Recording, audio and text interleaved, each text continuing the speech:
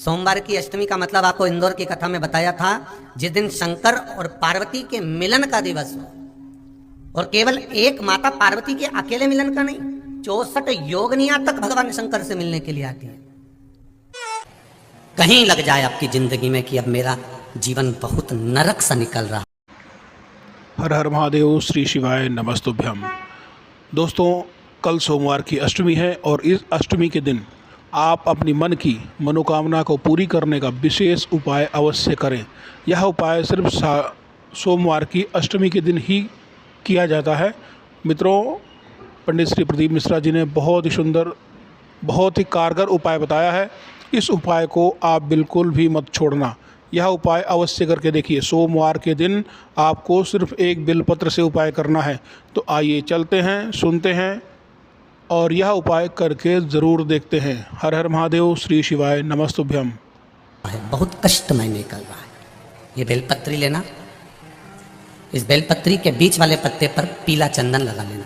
पत्ती पर जब चंदन लग जाए, लगने के बाद में ये दोनों पत्ती पर लाल चंदन लगा लीजिए। इन दोनों पत्ती के बीच में जो डंडी का भाग होता है, आपको कहा था, आपको स्मरण में होगा शायद, हमने जब बेलपत्री की महत्वता बताई थी तो उस बेलपत्री की महत्वता में कहा था ब्रह्मा विष्णु महेश ये तीन हैं, बोला था। बीच में ये बड़ी पत्ती से लेकर जो दो पत्तियां होती हैं, इनके बीच में जो जगह बचती है, इसमें मां पार्वती के 64 योगनियां, मां पार्वती अपनी पूर्ण सिद्धि के साथ में जितनी भी देवी के स्वरूप हैं, वो माता 64 योगनियां देवी के स्वरूप में यहां पर विराजमान होती हैं।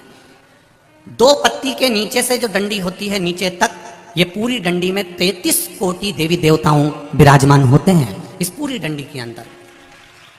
तो ये बीच वाली पत्ती है, ये जो बीच वाली पत्ती का जो भाग होता है, इस पत्ती के भाग में शहद का प्रयोग कर कर, यहाँ पीला चंदन, लाल चंदन, शहद का प्रयोग कर कर, इसी तरह से पकड़कर ये बेलपत्री की जो डंडी है वो अशुक सुंदरी पर जब आप समर्पित करें तो जहां से जल बहता है उस ओर पर इस पत्ती को चढ़ाकर केवल आपके हृदय की बात कहकर देव अधिदेव महादेव से कोई भी शिव जी का मंत्र, पंचाक्षर नमः शिवाय, षडाक्षर ओम नमः शिवाय, श्री शिवाय नमस्तुभ्यम, या महामृत्युंजय मंत्र, जो शिव का मंत्र हो आपके पास में, उसको बोलते हुए देवाधिदेव महादेव को धीरे धीरे जल की धार चढ़ाना प्रारंभ करो।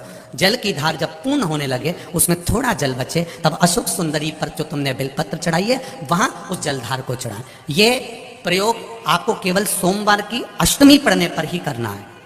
कौन से दिन करेंगे? जम के बोलिए जरा।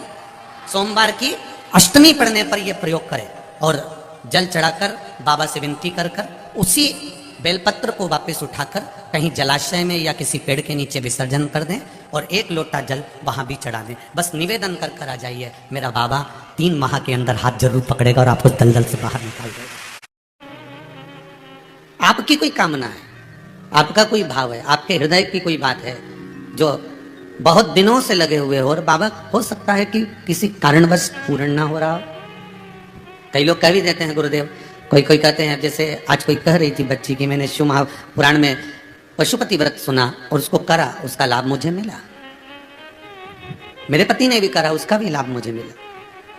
पर एक काम गुरुदेव ऐसा अटका हुआ है कि वो काम हम करना चाह रहे हैं, व्रत भी कर लिया, अनुष्ठान भी कर लिया, पर फिर भी वो व्रत के कारणवश भी वो कार्य नहीं हो रहा। तो समझना कि कोई कार्य बड़ा भारी होगा और बाबा उसको कर नहीं रहा है, या कोई काम अटक रहा है। तो हमने पहले भी कहा, ये बीच की जो पत्ती है, ये देव अधिदेव महादेव है, ये ब्रह्मा, ये विष्णु है।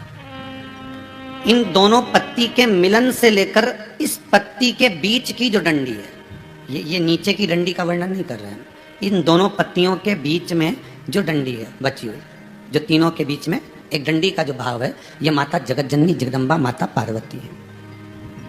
इस डंडी के नीचे का जितना भाग है, ये 33 कोटि देवताओं को दर्शाता है। बेलपत्री के नीचे पिछले वर्ष की श्रावण की कथा यदि आप निकालेंगे और उसको पेज पर जाकर आप सुनेंगे तो आपको प्राप्त होगा कि उसमें भी कहा था कि जब आप पशुपति व्रत कर रहे हो या कोई नियम धारण कर रहे हो या कोई आपने नियम उठा रखा है और वो कार्य आपका हो ही नहीं रहा, आपने 2 बार पशुपति व्रत कर लिए, आपने ये कर लिया, आपने प्रदोष कर लिया, आपने सोमवार कर लिया, आपने सारे अनुष्ठान कर लिए, बहुत सारे उपाय भी करे तो भी नहीं हो रहा है, तो इस बीच वाली पत्ती पर शहद लगाकर बाबा का जो शिवलिंग है उस शिवलिंग को इसको छुआ दीजिए या उससे चिपका दीजिए और उस पर अपनी हथेली रखकर कामना कर कर वापिस घर को आ जाइए। बाबा आपकी वो मुराद शीघ्र 3 महीने के अंदर पूरा कर ही देता है, ये पक्का।